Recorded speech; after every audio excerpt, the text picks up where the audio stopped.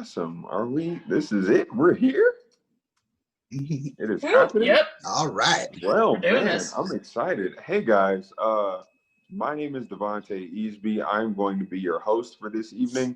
Thank you so much for tuning in to, I don't know how many times Gio has done this, so I'm just going to throw out a random number. Thank you for coming to the 37th annual Button Down Comedy Spectacular Extravaganza.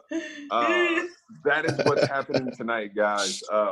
It is going to be a phenomenal evening of comedy. I'm super thrilled to be here. We have some comics that are super thrilled to be here, and we are super thrilled to have you guys watching. It's going to be a dope night. A little bit about myself.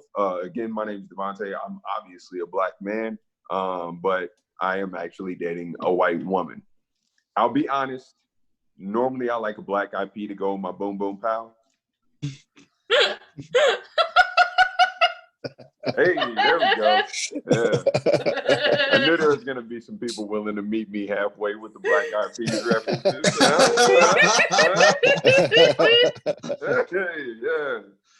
Yeah. Let's get it started. All right. Yeah. Oh man, this is fun. Yeah. Like I said, she is white, and it's been dope because we actually live together. So we spend a lot of time together. It's a lot of fun. But like with how much time we've been spending together, I kind of realized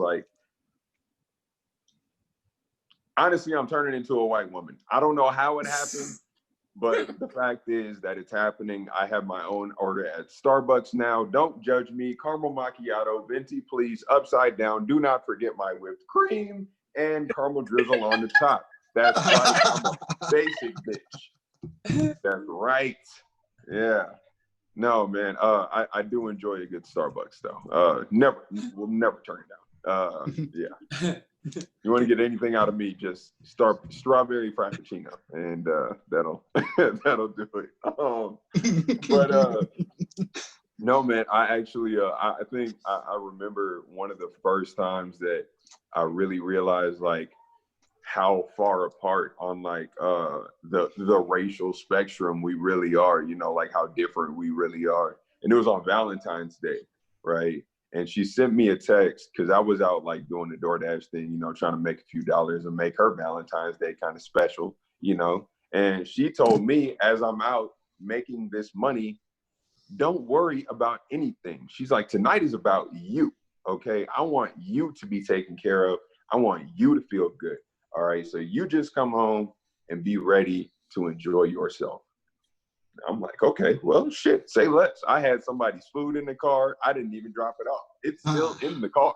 But I just went straight home, I was like, hey, fuck it. I went straight home, and it was dope because as soon as I walked in, the lights were kind of dim, and there were rose petals leading up the stairs, and I'm like, oh, shit, right? And I hear some music playing, right? I hear some music. I'm like, oh, damn, right? She's trying to set the tone. Damn, she's trying to make me feel like a bad bitch. You know what I'm saying? So I start following the rose petals upstairs, right?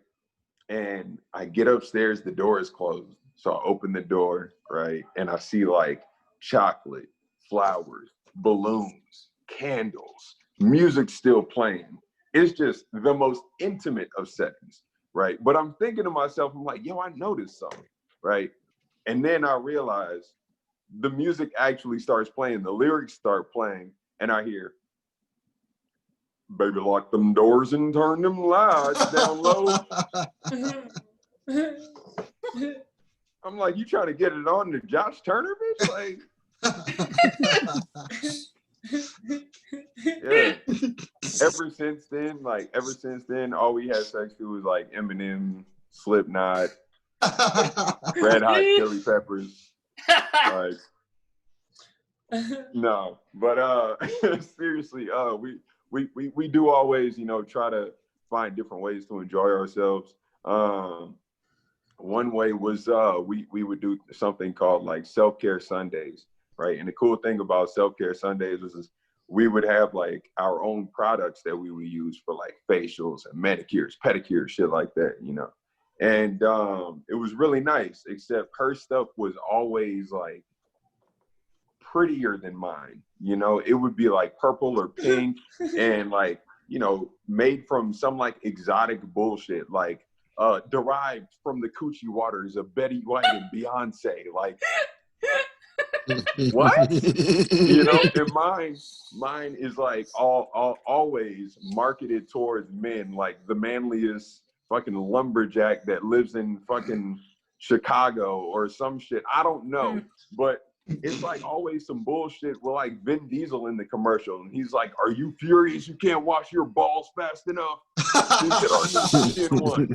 It's got body wash, face wash, and tire cleaner." And you're like, "What the fuck, bro? Are you serious right now?" It was. I mean, it's super weird. And to be honest, I'm kind of jealous because, I mean, I'm a man, but I want to smell like coochie water sometimes, you know? Like, is that so bad? Is that so bad? That's all I'm saying.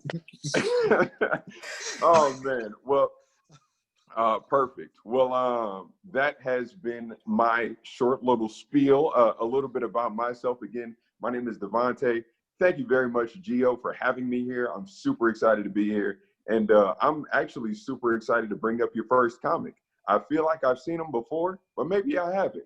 Guys, live from Salt Lake City, Utah, it's Friday Night Live. Thank you. I didn't know if anybody would actually ever say that, so I appreciate it. Devonte, you have had sex to Slipknot? That sounds very intense. Like, I'm not going to say that I only have sex to Real Big Fish, but it is the only way I can get an erection. All right. A lot of people like to come up to me and tell me what I look like. It's always the same answer. I don't need them to say it. It's always the Big Bang Theory. Not somebody on the Big Bang Theory. Just the show. Like, I don't even like that goddamn show. Like, more like Bazingo, fuck yourself, honestly. Well, okay, one thing, it does not properly represent nerds. Like, one person in that show, in those rooms, every time, should smell so bad that nobody wants them to be there. Like, nerds are gross. There should be like an annual reoccurring episode about one of the characters' addiction to tentacle porn. I don't know. Like, I don't really think of myself as a nerd. Like, I don't have collectibles. I don't wear t-shirts of comic book things. I've not seen any of the Marvel movies in theaters since Iron Man 2. But people keep on labeling me that, and it's kind of insulting. Like to just assume that about me. It's because I'm wearing glasses, isn't it? But I don't know. Like, I feel like I am cooler than anybody who goes around calling adult people nerds. And also, I'm obviously very cool because I drink from a flask. I mean, it's an Earl and Meyer flask.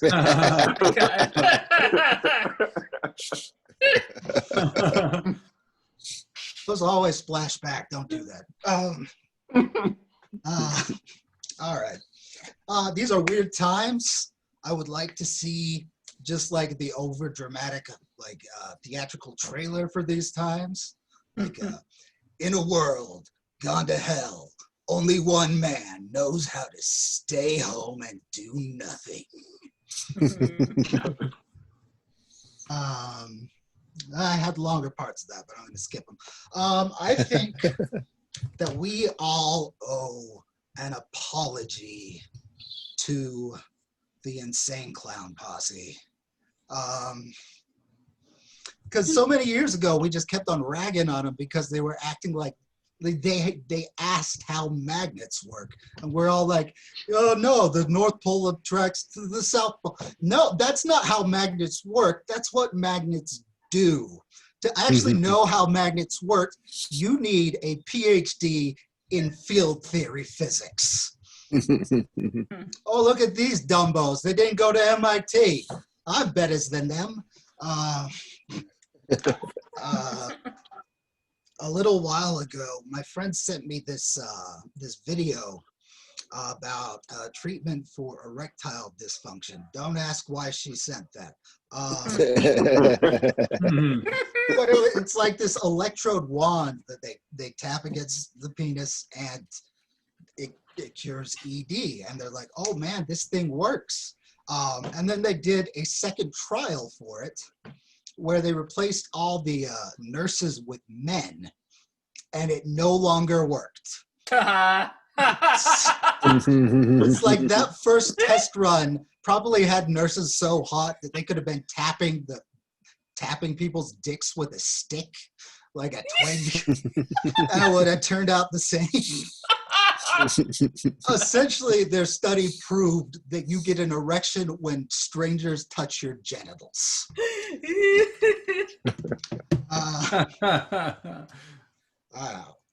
I talk smart, but I'm very dumb, especially with money.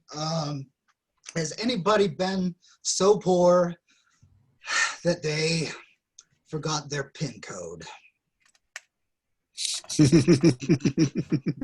No, just me? God damn it. I wanted to escape my past, separate myself from it, so I'm getting a hysterectomy.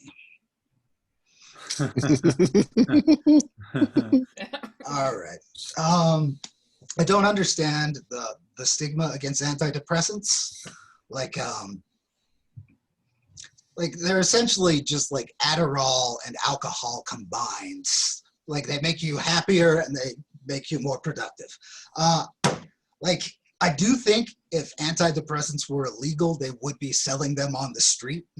It's like, hey man, you got to try this stuff. It makes food taste less gray.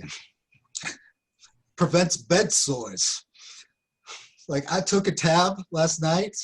When I woke up, I was enrolled in culinary school. I call it fresh because ever since I started using, I put on clean clothes every day.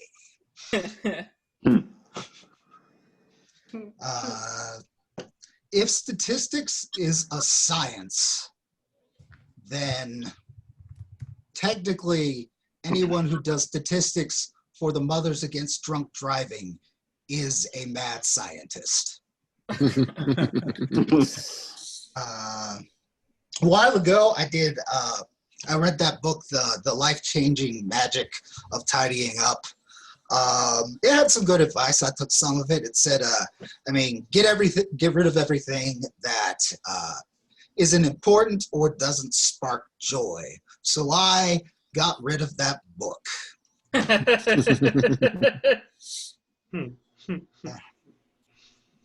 All right. I am not good at clapbacks or roasts, so I have been practicing against science deniers because I want to be functional about it, right? So now if I hear somebody say something like, if we came from monkeys, then why are monkeys still around? I can say something like, well, if you came from your mama, why is your mama still around? By your logic, you would be your mama.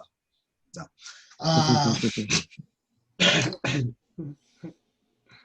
All right. I really don't like it when people blame specific types of alcohol for specific behaviors.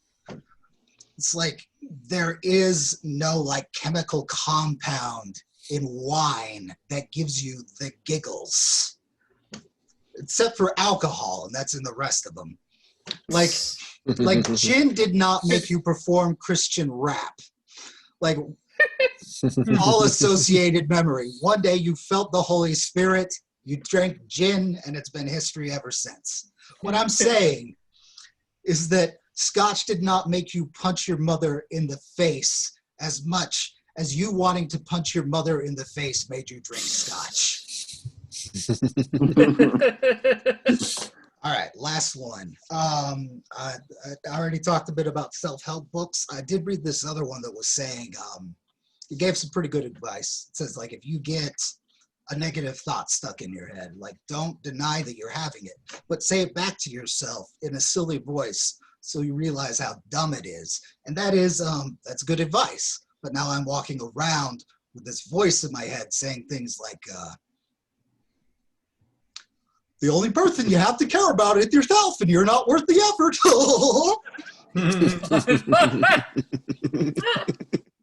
All right. Thank you very much. Thank you, Devonte. Thank you, Gio. All right. All right. Thank you. Great stuff. Great stuff. Loved it. Loved every second of it.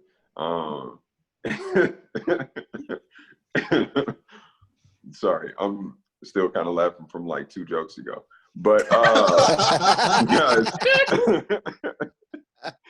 I said it was great stuff. Important thing is, guys, if you like the show, please consider donating to the comics. We have 2 different forms where you can do that. You can do it either on PayPal, and that's paypal.me, M-E, and I think it's / or /, whichever one is the most common. We're all adults. We know to some capacity. But anyways, it's the / thing, and then it's B as in button, and then D as in down, and then comedy.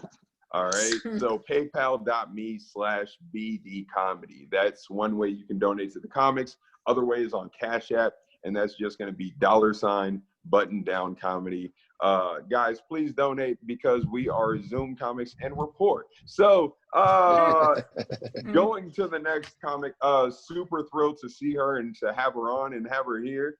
She can actually be seen at the Plano Virtual Comedy Festival coming up pretty soon here on October 1st through the 4th. She performs on October 1st and 2nd and is the co-host of the Red Mic that is happening tonight after the show. So definitely check out the Red Mic and check out our next comic, Charlotte Parker. All right. Thank you so much, Devonte. Super excited to be here. If you want to find out more about the Red Mic, it's at rampantly.la and rampantly.la/Red Mic. Because I'm a redhead, my co-host wears a lot of red shirts. We're in a red state. It's got multiple meanings. A little bit about me. People tend to assume that I'm Irish, Catholic, and straight when I'm actually Jewish, queer, and depressed. Which in the comedy world, that's just called being a triple threat. So if anything, it's an advantage. I am, in fact, a ginger Jew, which scientists have classified as critically endangered. So if you didn't know, now you do. That's what my donation link is for, is to keep ginger Jews alive as a species. I'm bisexual, and some people have asked me if I have a preference for dating men versus women. And personally, no, I don't really have a preference. But financially, dating guys is way better. Like, no contest. Like, when I go on a date with a guy and the bill comes, he'll be like, don't worry, I got this. And I go, listen, I am an independent woman with a mountain of student loan debt. So, yeah, actually go right ahead. That's fine. But, like, when I go on a date with another woman, I never know how much is going to come out of my wallet. Like, does she pay because her hair's shorter? Or do I pay because my voice is lower? No, but she's on a softball team, though. I don't know. If it's a tie, then we just settle it based on who has more cats. And I have 2, so it can go either way. Doctors tend to assume that I'm straight, which can be annoying sometimes. This doctor once asked me if I was on birth control. And when I said no, he stopped writing and he looked up at me very seriously. And he said, what are you doing to prevent pregnancy? I was like, I'm my girlfriend. You know, one annoying thing about being out as a comedian is that whenever people say anything even mildly funny around me now, they turn to me and go, you should put that in your stand-up. Yeah. As if I'm going to credit them when I steal their amazing original joke, right? One person who thinks she contributes a lot to my stand-up is my mom. Anytime I call her out for saying or doing something problematic, she goes, oh, I'm just giving you material. And I'm like, yeah, but for therapy, Mom. And I said all this to my therapist, and she went, ha! You should put that in your stand-up. Yeah. So I was raised Jewish, and I noticed kind of a trend in Jewish holidays over the years. They all have basically the same theme, which is, hey, remember that time everyone tried to kill us and they mostly failed? Okay, cool, let's eat. Oh God. That's pretty much every Jewish holiday. I found out also that some anti-Semitic people like to call us Jews cockroaches, and I actually kind of agree with them. Hear me out. Other religions have been trying to exterminate us for centuries. The Inquisition, the Crusades, hummus shortages, other travesties like that. And no matter what, we're mad at Big Hummus. If you didn't know, now you do. But no matter what, we just keep crawling back out of the woodwork. Like, haha, we're still here. We are the chosen people. Let's go convince everyone to get circumcised. And we scurry away. I bet even the dinosaurs discriminated against the Jewish dinosaurs back in the day. No, Stegostines. You go to that watering hole over there. Stop controlling the dinosaur media. But I'm convinced if, God forbid, there ever is some kind of nuclear attack, that Jews, cockroaches, Betty White, and Keith Richards will be the only survivors. So, you heard it here first. Circling back to the whole depression thing for a second, because I like to keep things light and fun. When I first told my mom that I was depressed, her well-meaning response was, "Oh, honey, do you think it's because of the weight you gained recently?" Oh, God. I was like, well, now it is. Yeah. It's a little PSA. If someone tells you that they're depressed, don't try to guess why. Don't be like, "Oh, is it because of your face?" Like, what? Don't do that. It's not going to end well. I'm single, but I'm not in any rush to change that. I have this bad habit whenever I'm in a relationship of ignoring red flags. I'm like a bull that's been through anger management training. And this one person I dated would get legitimately mad if I farted in front of him. And I was so in love and stupid that I held in my farts for 2 years for this guy. And then the day we broke up, I was like a human Hindenburg. No one was safe. This was a long distance relationship. He lived over 100 miles away and he could smell it from there. That's how powerful it was. Another person I dated had this big pet peeve where they hated the sound of people chewing, to the point where if I was at his apartment and I was eating, he would insist that I go to another room until I was done. And what made that extra weird is so this dude was black, still is actually. I don't think that's changed, and I'm obviously not. So every mealtime, it was like his apartment was transformed into a 50s diner. Because we had to eat in separate but equal rooms. Okay. It's problematic. Yeah. Another person I dated tried to get me into knife play. Oh. Which, for those who don't know, one person does. I heard the gasp. For those who don't know, it's when people use knives during sex. And not to juggle or anything. That would actually be kind of fun. But just as a sort of a sexy threat, that they don't use but they have near each other. It's very strange and it totally never ends in the emergency room. But he tried to convince me that this would be a fun thing to do, and I'm like, yeah, I don't think that's a good idea. And he goes, "Babe, don't worry, we'll be careful." And if women had $1 for every time a man said to them, "Don't worry, we'll be careful," the pay gap would be closed. Quality in the workplace would be solved. It'd be great. So I am on Tinder now, but I'm thinking of deleting my account because straight women keep ruining it for me. They keep showing up on my feed because they've checked off the men and women boxes because they're new in town and they're just looking for friends on Tinder, which is like walking into a vegan restaurant and going, "I'm just here for steak." Okay, but we don't serve that here and you're upsetting a lot of lesbians, so how about you just leave? A lot of lesbians are vegans. It's always good when you have to explain the joke. One dating app I've had a lot more success with is Amazon.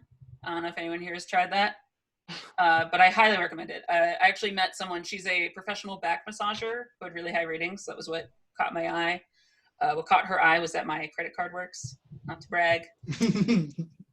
She's got a really vibrant personality, which I like a lot, but I mean, she's an introvert like me. I mean, most of the time she just likes to stay home and recharge her batteries, but then other times she's got a lot more energy, which is great. And okay, I'll admit, she can be a bit intense sometimes depending on how much I've been pushing her buttons, but it's a good relationship because we communicate really well. I mean, she never sends me cryptic text messages. She never gives me the cold shoulder. She never has to ask if I came, which is refreshing, frankly. Anyway, enough about my vibrator. I work with little kids, and I teach acting classes to 5 to 7-year-olds, which is super fun because they have no filter whatsoever. One of my students came up to me at the beginning of a class pre-quarantine, poked me in the stomach, and said, "Is that a baby?" And my first thought was, no, it's a 26-year-old with feelings. I thought, I should talk to her. This is a teachable moment. So I took a deep breath, knelt down so I was on her level, and I said, "Listen, bitch, this actually was a baby, but you just poked a hole right through it. So not anymore. Thanks, kid. Oh, no, don't cry. You saved me a trip to the pharmacy. It's okay." I always like to do a lighthearted abortion joke mixed in there towards the end. During I was doing a craft with the kids one time, and as I'm bending over to look at this kid's artwork, I hear a girl behind me go, "Hey, Miss Charlotte, look, the turkey is a hooker." So I turn around and I see that she has found this plastic cooked turkey prop from one of our Christmas shows just sitting on the shelf, and she's hanging her necklace on the turkey leg like it's a hook. And she goes, "See? It's a hooker." So, like a good teacher, I explained that the proper term is escort. Like, look, that turkey has a name, all right? It's Amber. She's just trying to get herself through law school, so leave her alone. Also, give her any singles if you have any. And on this, beginning one of my classes, I was explaining the rules, and I got to rule number 3, keep your hands and feet to yourself. So I turn to the kids. I say, "What does that mean?" Immediately, this 5-year-old girl raises her hand, and she goes, "No kicking people in the vagina." I was like, well, yeah. I mean, I was going to say no kicking, like, in general, but also that. Also, don't do that, even though I thought that was a given. But then I realized she actually had a good point. So I've added vaginal addendums or vagendums to all of our class rules. Let's see, there's no shouting in the vagina, because that's rude. No chewing gum in the vagina. Cough or sneeze in your elbow, not your vagina. If you have a snack in the vagina, make sure you clean up all your crumbs. If you have something to say, raise your hand in the vagina, but start with 1 or 2 fingers. Really glad you guys got that. And last but not least, sharing the vagina is caring. I am Charlotte Parker. Thank you all so much. This is super fun.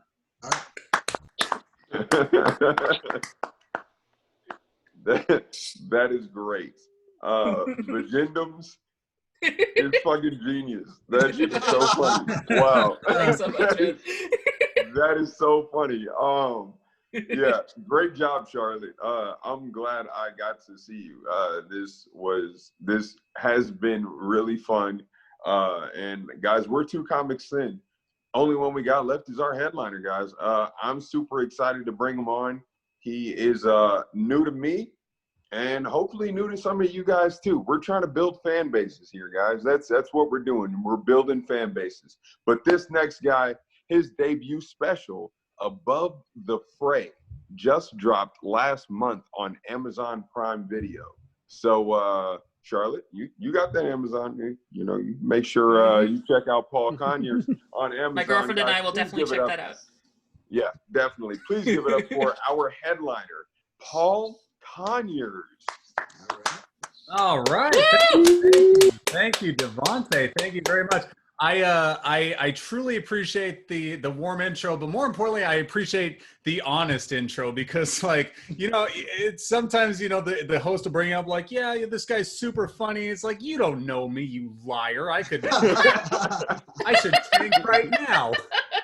I should just shit the bed right now just to make a point. Ruin my career and your reputation for 8 other people. Oh my gosh, this is cool, guys. Yeah, again, big hand for the other comics that you guys have seen so far. This is super fun. I'm glad to be here. I was able to jump on this show last minute, so I'm super honored to be here. I like Zoom shows. They're, you know, they have their moments. I've learned a lot in this pandemic, but the biggest lesson that I've learned is I don't care if you're a comedian or if you're working from home. It's a whole different ball game when you bomb on Zoom. You know what I'm talking about? Like, I don't know what it is, but it's like getting carjacked on your birthday. It just stings a little extra. And again, you don't have to be a comedian. You know, you could be like given some kind of presentation. It's like, yeah, so based on these projections, we should hit those numbers. That's if Carl can turn in his reports on time, and it's just fucking silent. You're like, okay, it hurts.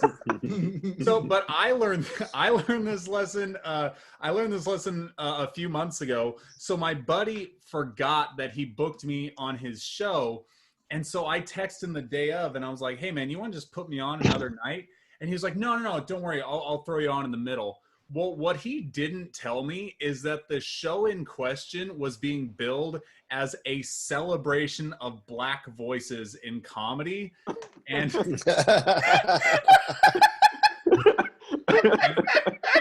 and I didn't know that until I logged on and I saw the flyer, and I was like, yeah, are you sure you don't want to reschedule? Because like, I love that Cardi B video as much as the next guy, but I don't know if I'm the hero we need right now. And he was like, oh no, don't worry about it. Don't worry, it's gonna be fine. It was not fine. Not. Also, I should mention that the show that I'm talking about, it happened in the middle of June, and I don't know if you guys follow the news, but middle of June was the peak of protests and an uprising in a long overdue conversation about systemic racism that we need to be having. In other words, not an ideal time for some random white dude to just jump in the middle of a show like that. You know? They are just walking in there like, okay, everybody, well, that's enough diversity for one night. Now, let's talk about which lives matter.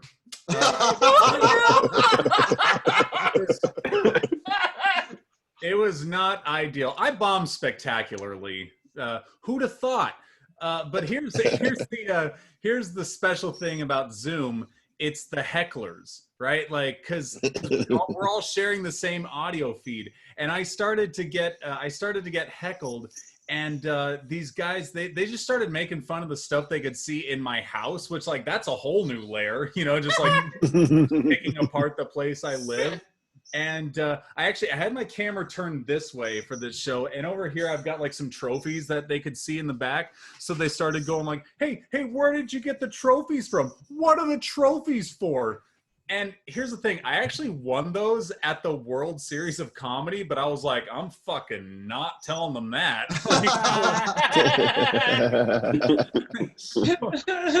am I going to say? Like, guys, I got this one in 2018. I'm actually pretty good in person. You believe me, right? Like, hey, they didn't need any more gasoline. I figured we would just let this one burn out on its own. Yeah, it can be tough. I live, I don't know if I mentioned this, but I'm in the Bay Area right now. So I do comedy in San Francisco a lot. So Zoom was a natural transition because this is, you know, Zoom shows are also filled with people who don't know how to be good comedy audience members, just like San Francisco. It's great. I don't know, people who are in San Francisco, they're okay. They could just, you know, they can be kind of sensitive. Like one time I was doing a show in San Francisco, and you know, I may have been playfully poking fun at feminism, which San Francisco loves that. They can't get enough. I don't read rooms. Anyway, this woman stands up in the middle of the show. She was like, "It's men like you that are ruining this world." And I didn't know what to say. I was like, "Hey, excuse me.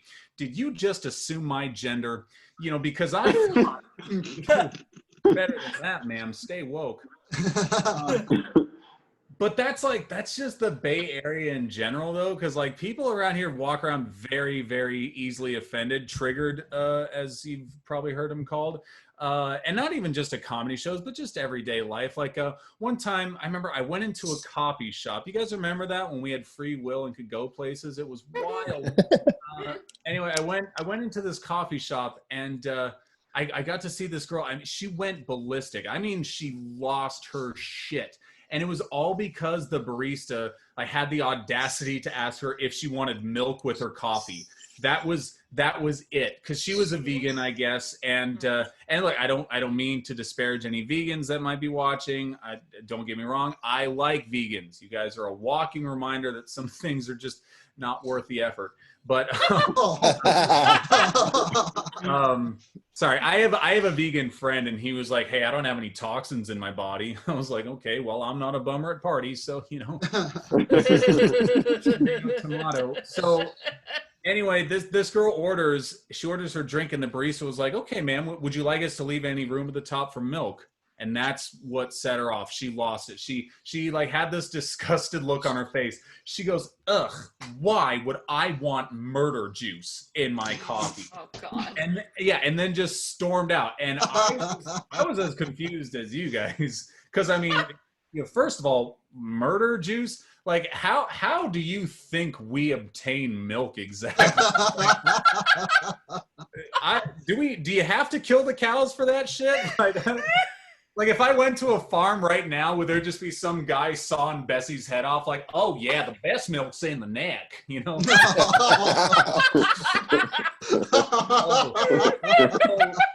You city folk go for the udders, but the good stuff, right?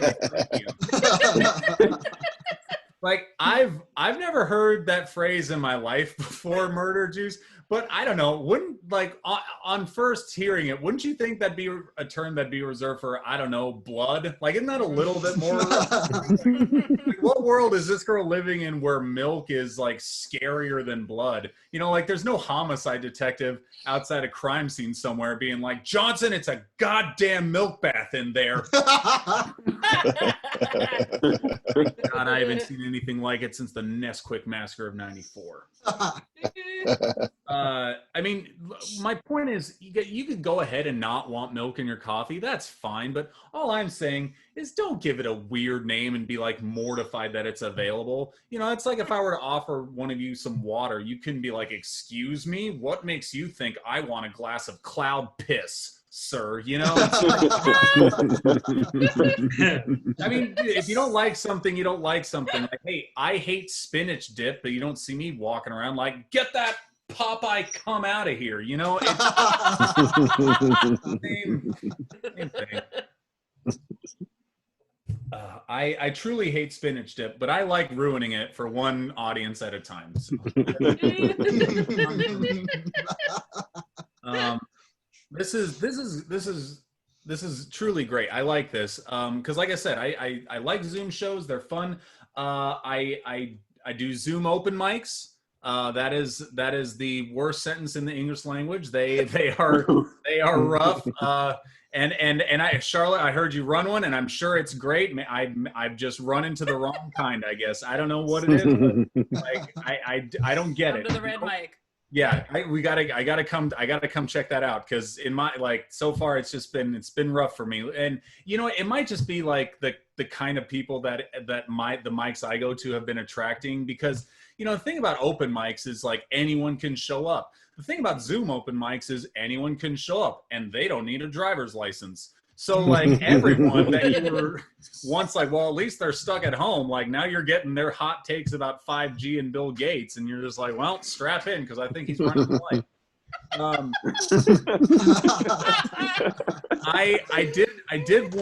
I did one Zoom open mic, and one time, this is I don't know, a few weeks ago, and the guy that went before me, I'm not making this up, he's a legitimate male porn star. His name is Rod Johnson, which, you know, all right, it's cute. It's a little on the nose for my taste, you know, because like two penis euphemisms. You know, like, what was Shafty Jizz Rocket taken? Like, I I understand that pornography is not the business of subtlety, but like I don't think you got to give away the recipe right away. You know, they don't call Darth Vader like evil McBad guy. You know, like let the audience find out your character's fate. Now, this was my first time seeing Rod Johnson because it was his first time doing comedy, and I've just never caught his 9 to 5 work, and that's only because he just happened to be a black guy, and hey, no problem there. All more power to you. It's just I can't watch it if it doesn't look like me down there. That's just one of my quirks. I don't know. That's just porn is about fantasy, right? You're supposed to be able to imagine yourself in that situation, and like me and Rod Johnson, I would guess, to put it mildly, are built differently. I can only assume that guy is stacking up down there. I can't insert myself into the scene with him in it because it's going to look like some chick is hungrily backing into like a cop's nightstick or something, and that's just not what old Paul is equipped with. So and by the way, I hope that's not racist that I don't watch black guys in porn, because I'm trying to be a better ally here. Someone posted on Facebook the other day. It was an article, and it was like, white people, if you're doing any of these 5 things, you're part of the problem. And I was like, oh God, please don't let that be one of the things. Like, oh my God, I'm not watching black guys in porn be racist, because I will do it. I want to be on the right side of history. But that is just going to solve no problems. And I'm just going to have a lot to explain, like when my history gets leaked. So anyway, but back to Rod's set. He goes up, he's doing the Zoom open mic, and it's not good. And now, a lot of us here are comedians. If the guy that goes on before you is struggling, you could sometimes get a little irritated because now, like, it's up to you to pick the show back up. But I wasn't annoyed, because I thought, you know what, Rod he's a porn star. So I thought, all right, he may not be very funny, but I guarantee you one thing: this motherfucker is going to finish on time. Because this guy knows when to finish, just on command, like, and cut, that's lunch. Great work, Rod. Now, I haven't seen Rod since, but I hope he continues in his comedy journey, because I want to see him live one day. I want to see him on an actual stage in front of people, because at some point in his set, Rod's going to get that light from the back, and then he's just going to be like, oh, is it time to finish? And he's just going to kind of start like, oh, God. And then the host is going to have to like run up off stage and to like push him off before he like turns the front row into a filthy Gallagher show. They didn't even give us ponchos. Now, here's the frustrating thing for me, though. There's, what do we got? 8 people in the chat. So if I'll be very happy if I get 1 or 2 followers after this show. But I guarantee you, every fucking one of you is looking up Rod Johnson the second this is over. I am bolstering this guy's career every time I go on, because you better believe I'm talking about this shit every chance I get. Like, if my friend dies, this will be in the eulogy. I'm like, so guys, Rod Johnson, let's dive in.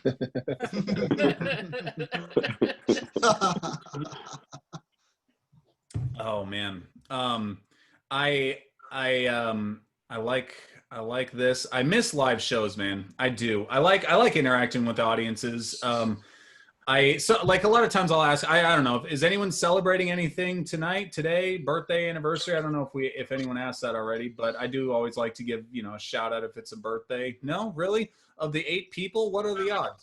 Okay.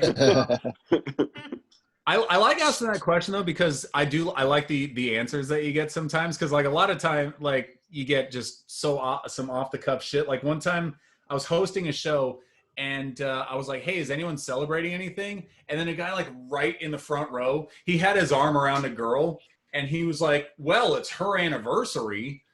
And and I was like, all right, well, who are you? And I swear to God, he goes, I'm Brett. Like he was surprised that I had to ask. Like like I'm just supposed to know this is the guy nailing all our wives and girlfriends. Like, oh, of course. Yeah, Brett, I'm sorry. I didn't recognize you. I only know you by the taillights of your Dodge Challenger as it peels down my street at night. Okay, sorry, Brett. By the way, I bet his name wasn't under Brett in that chick's phone. I bet he was under like H&R Block or Aunt Kathy or something, you know, like side piece shit, you know, like her husband picks up the phone, is like, honey, why is the tax guy texting you a dick pic at 1:30 in the morning? I don't know, but I gotta go. Let's see. But yeah, anyway, I guess I'm celebrating a little bit these days, guys. This is some new hardware. I got married 3 weeks ago tomorrow, actually. Oh shit. Yeah, August 29th, guys. I locked it down.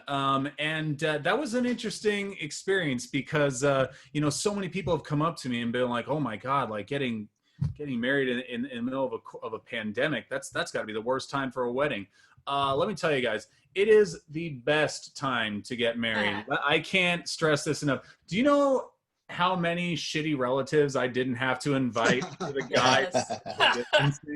Like, it's like, oh my God, I'm so sorry, vaguely racist Uncle Vince. I can't have you at the wedding. This oh, I will always cherish how you used my identity for a Capital One card, but we've got to play it safe here. We've got to be careful. But no, I like it. I've never had like my ears pierced, right? I've never worn jewelry in my life, so it takes some getting used to. And I think I got I think it's too loose. Like, I don't know if you can see it. It comes off whenever I shake it or talk to a hot girl. Like, I really need something's got to be done here. Now that I'm married, though, like the next step, for my mom is like the kid. That's all she's been talking to me about because my sister had a baby back in January. So that combined with the wedding, she's just like full bore, like all the heat's turned up. So I was on the phone with her like just the other day, and she was like, "Well, Paul, you know, your sister, she just had a baby. I think you're ready for a baby." And I was like, "Mom, last week I ran out of gas at a Taco Bell drive-thru." Does that sound like parent material to you? And that actually happened, by the way. I ran out of gas at the drive-thru. Guys, don't do it. It's a tough look. They get so pissed because the guy on the intercom was like, "Driver, please pull forward." And I had to be like, "Yeah, actually, that's something I need to talk to you about." I can't. If I could get your most able-bodied team member to give me a little nudge to window 2, that would be. Yeah, I don't have kids, but I'm learning a lot about them now that I've got a niece. But I tell you, and I don't know, I've just, you know, the last couple of years, all my friends are having kids, and I'm learning a lot about them, about kids through them. The one thing that I've learned, and if you're a parent, I'm sure you know this already, but you got to be like really careful with the shit you say to these little monsters, because they'll take something you say and then it goes in their stupid little data processor, and then something totally different comes out on the other side. And the best example I have of that is when I was on my last road show before COVID hit.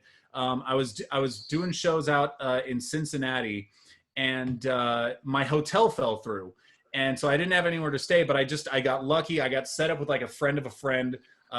Never met the guy before, but he let me stay. And so I get to his house. It's this guy, his wife, and his 5-year-old son. And I don't know what it was, but like the 5-year-old like got attached to me like immediately. I have no idea why, but like I got there super late. I was like, "Hey, thanks for having me. Just want to drop my shit, brush my teeth, and go to bed." So I'm brushing my teeth. The 5-year-old comes up to me in the bathroom and he says, and I quote, "Can you sleep in my bed with me tonight?" And yeah, that was my reaction too, because like somewhere in America at that moment, Chris Hansen just like shot out of bed, like, "Hey, what's going on here?" I just feel like that kid's going to be like the easiest mark for a predator ever, right? Like some pervert's just going to pull up to the playground and slide open his panel van door. And he's like, hey, kid, do you want some candy? Okay, make yourself at home. All right.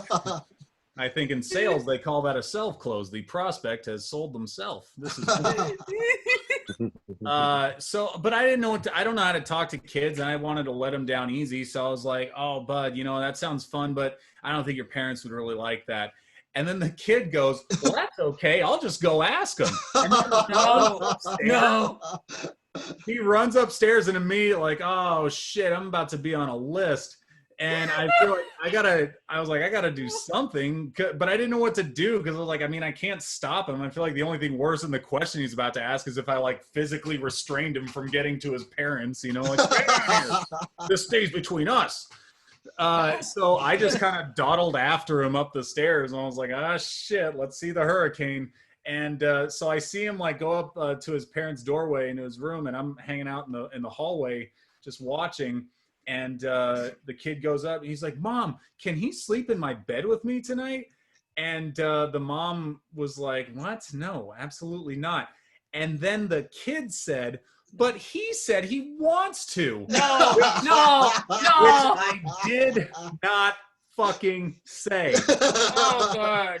But I will say this. It was at that moment I realized, shouldn't have followed him upstairs. I should have stayed downstairs. You know what I looked like in that moment, guys? You know what I look? You remember when you were a kid and your friend would ask his parents if you could stay the night, and you just kind of like hung back in the hallway, just like waiting for the end? That's what I looked like. Hey, what did they say? Should I get my sleeping bag? Bad. And the mom noticed me over the kid's shoulder. She was like, you want to sleep in my son's bed? I was like, I don't even know your son's name. Like, why would that be the criteria that I don't know. I don't know. But you know what? Shame on those parents, because look, I'm not a serial killer. I don't subscribe to that lifestyle. But if you want to like take out a whole family, apparently traveling comic is a great way to get your foot in the door, because like they ask just a shocking lack of due diligence. They just open their door, right? Like, hey, all right, welcome to our home. This is our kitchen where we keep most of the knives here. And, here's the back door if you need to make a quick getaway. All right, this is cool. How am I doing on time? Am I doing okay? Yeah, you're 20. Oh, okay, cool. All right, so I got some time left. Awesome. Yeah, let's see. I'm not a. Let's try this. I'm not a fashionable guy. This is about as dressy as I get. I don't understand fashion. To me, it all just seems so superfluous. I've tried watching fashion shows to get tips, but that is just, I don't know what those people are. It's like these designers are like on PCP, and they're like, hey, put on a garbage can and angel wings and go out there. Like, how does that, want to wear that to a job interview? Like, how, I don't understand. I remember one time a few years ago, did you guys see Jared Leto at the Met Gala? Like, it was like last year or something. Okay, Jared Leto, who, by the way, should be put to death for what he did to the Joker. What in God's name? I don't know if you guys saw Suicide Squad, but like it was like what is your goal here? Like, he had like a tattoo on his face that said damaged. Like, dude, what is your origin story? Did you fall in a vat of angst? Like, I couldn't get tickets to the Paramore concert, and I spent on Gotham. So it's so fucking stupid. Look, I'm not saying that all Batman movies are great. Like, even the ones that I like have their issues. Like, my favorite Batman movie is one of my favorite movies of all time. It's the Dark Knight Rises, the last of the trilogy. I assume you guys have seen that. Mm-hmm. I love the movie, but again, it's it's got its problems. Like the very end when everyone thinks Batman is dead and they're having that funeral for Bruce Wayne and Alfred the butler. He looks at Bruce's grave and then it pans over to Bruce's parents, Thomas and Martha Wayne, and he's like, I'm so sorry. You trusted me. You trusted me to look after him, and I failed you. And I just, at that moment, I felt like if Batman's parents could talk to Alfred, they'd have been like, yeah, we didn't know he was going to pull all this shit. Like, we didn't, we meant like, like give him a bedtime, help him get into college. Once you start dressing like a rodent and jumping off buildings, you're off the hook, man. And he's not even doing that right, He's like, I don't use guns because my parents were killed with a gun. Well, you of all people should know those things are pretty effective. Like, around with his martial arts shit for, you just like you could solve these issues in half a second. You could deal with the Riddler so quickly. He'd be like in the middle, riddle me this, Batman. What's hard to catch and easy to hold and can't be seen unless it's cold? Your breath. And he's just like, fuck you. It's just like, that's it. Anyway, so Jared Leto was at the Met Gala a few years ago. That's the point I'm trying to make. And he was carrying around a, like, I'm not making this up. He was carrying around a bust of his own severed head. And that was, and everyone was like, oh, it's so original. Like, that doesn't make it good. If I came out here like blindfolded and like on ice skates and try to juggle knives, like, yeah, it's original, but like, I'm not getting any PayPal tips, that's for sure. Like, and it's so fucking like a severed head. How is that practical? How, like, can you carry that into the parent teacher conference and just like, oh, I have no idea why he's distracted at home. I can't do anything. All right. That's a new bit, and I think we can all agree it needs some buffering out, but we're gonna get there. So, okay, this is a great time to plug my album. If you guys are enjoying my stuff, before we wrap up here, as Devonte said, I have a new album. It's called Above the Fray. You can listen to it on Apple Music, Spotify, or Amazon Music, but the actual special is on Amazon Prime Video. Same title, Above the Fray. It's super fun. I hope you guys will like it. I had a lot of fun making it. I have not enjoyed promoting it. I've never had to promote things like this before. Like my manager, when it came out, he called me. He was like, "Hey, I got you this spot on this radio show. Just promote the album." And I was like, "Okay, I've never really done anything like that before." He's like, "Oh, it's so easy. He's gonna lob you jokes. It's an alley-oop. You just be funny. You plug the album, you get in, get out." And I was like, "Okay." So I like call into the radio show, and they put me on. They're like, "Hey, we're here talking with comedian Paul Conyers. Got a new album out. Paul, is it difficult being a straight white male comedian these days?" I was like, Jesus Christ, thanks for the softball, man. Oh my God, did I wander on a Tucker Carlson show? Like, this was awful. And like, also it was a sports talk show. I thought we were going to talk about like, hey, do you think LeBron's going to bring LA a title? I didn't think I was going to have to solve white male oppression that I don't even fucking believe in, Also, it was during a quarantine, and I can't tell you guys how easy it is to be a white male comedian, because if you don't want to be a white comedian, here's what you do.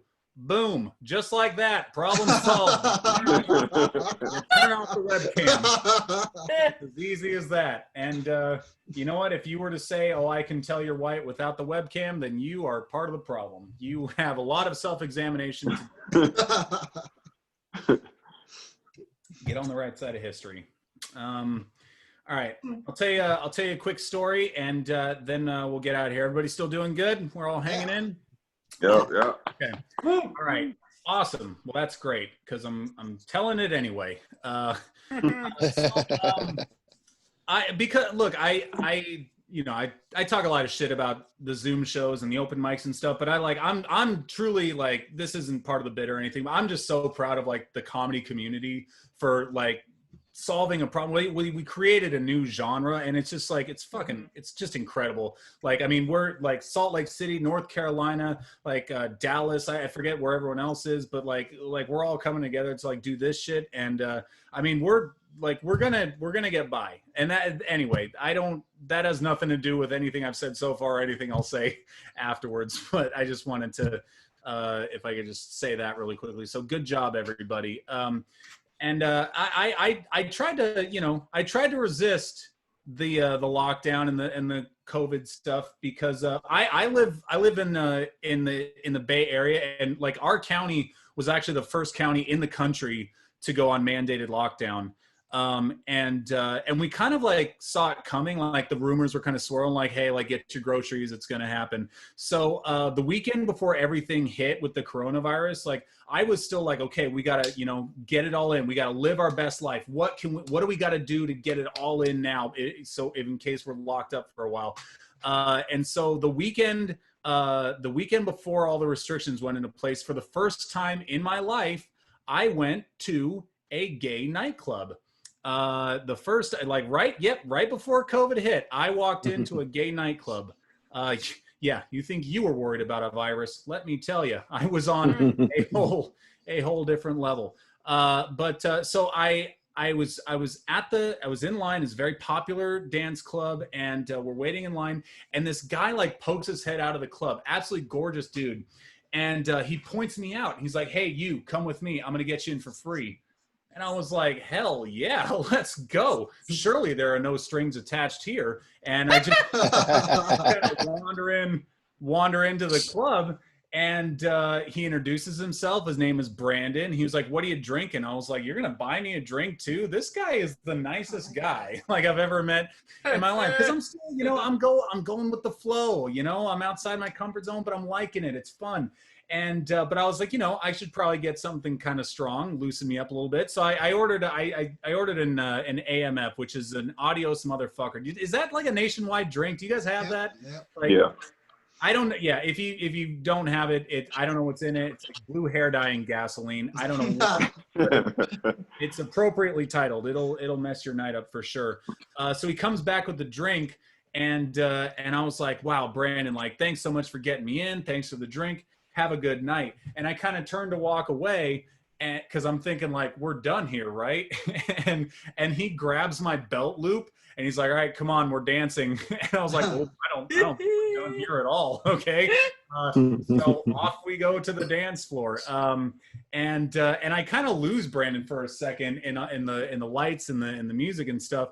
And here were my two consecutive thoughts. I was like, hey, where's Brandon? Oh, there he is. He's right there. He was right behind me. He just kind of came in like a battering ram. And you know what? That's like, ladies, I never understood before that night what women go through on the dance floor. But like, I am on your side now, because I used to make fun of girls that just wanted to like, stand in a circle and dance and stuff. Now I understand those are defensive formations. I get it. You guys are like Spartan warriors. Everyone protects the girl on their left. So, because like when you're by yourself, you have no backup. It's like you're at a dog park, It's like, oh, he's a little friendly today.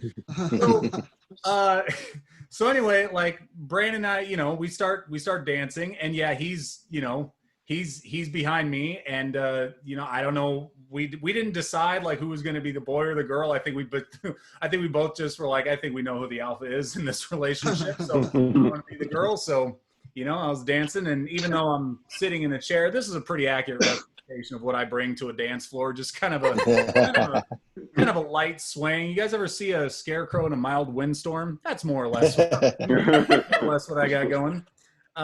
Anyway, but again, going with the flow, trying to have fun. Brandon was, he's getting a little handsy. And he was like, you have an amazing body. And I was like, thank you. What a nice thing to say. And that, guys, is when he slid his hand down my pants. And look, guys, as shocked as I was, I got to say, this dude had some skill. Let me tell you. Look, hey, listen, game recognized game. I don't care what team you play for. Because, look, I was wearing like a belt with like tight jeans. And I mean, he didn't even stub his finger on the way in. He just slid in there like Ricky Henderson stealing third. It was unbelievable. It was like Indiana Jones before the temple door closed. He had time to go back for his hat. I was shocked, impressed. But I wanted to pull his hands up. I was like, hey man, let's keep it above the waist. I'm a classy girl after all, because like you haven't even met my mom yet. And he was like, I bought you an Adios motherfucker, man. And I was like, fuck, that's a pretty good point. I was like, all right, do what you got to do, but you got one song, hurry up. And just kind of let him do his thing. Yeah, my wife, my now wife, she was the fiance at the time. She does not like that story at all. And it's got nothing to do with the gay stuff. It's just, I left her in line when I went into the club. So. Anyway. Guys, that's been it for me. Thank you so much. This was so much fun, man. Thank you guys. I'll see you back sometime soon. This was so much fun. Thank you. Hey, great job, Paul. Thank you so much for doing some time, bro, and being the resident Black person here. I will tell you what you can do to be on the right side of history. All right. All you have to do is go to this website. Okay. You go to www.xvideos.com and you watch that big black dick. All right. You watch that big black